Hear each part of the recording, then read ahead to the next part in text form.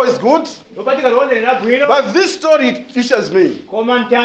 This story preaches to me. The book of Mark. We read that they came to Bethsaida. I want us to start with 22. They came to Bethsaida and some people brought a blind man. Mark here does not mention how many they were. He just mentioned that some people. No names mentioned.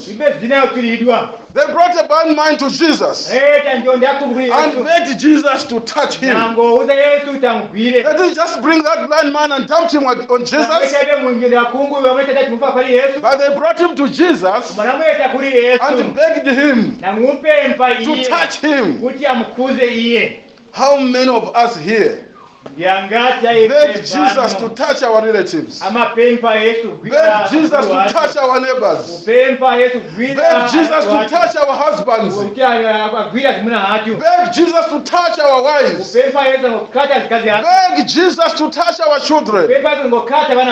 Or we just condemn them. Each mwana chizakala chikawalala. Each mwana nchifuiti ichi. Amuchibone.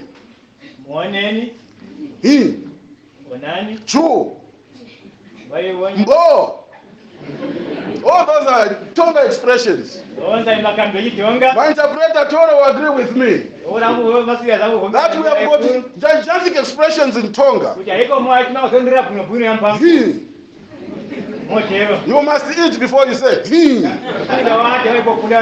One rose collapsed when he said he.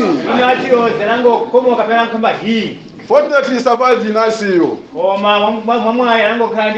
Brothers and sisters, we need to beg Jesus Christ for the situations that are surrounding us. We need to beg Jesus Christ to have singers in the church. Let us not take it lightly. That is business as usual. He's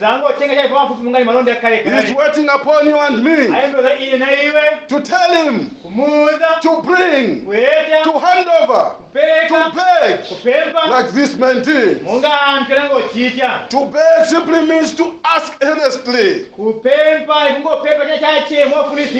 asking humbly. You don't beg by shouting.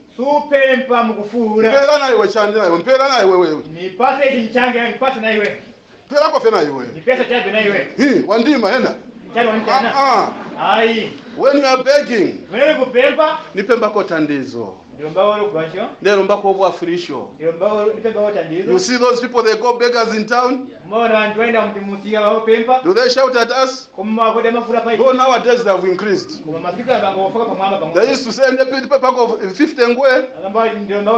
Now they are saying coin. Next year to be 2 kwacha. They are increasing their faith in begging. We also need to be increasing our faith as Christians in begging to Jesus Christ, so that we can receive what we want.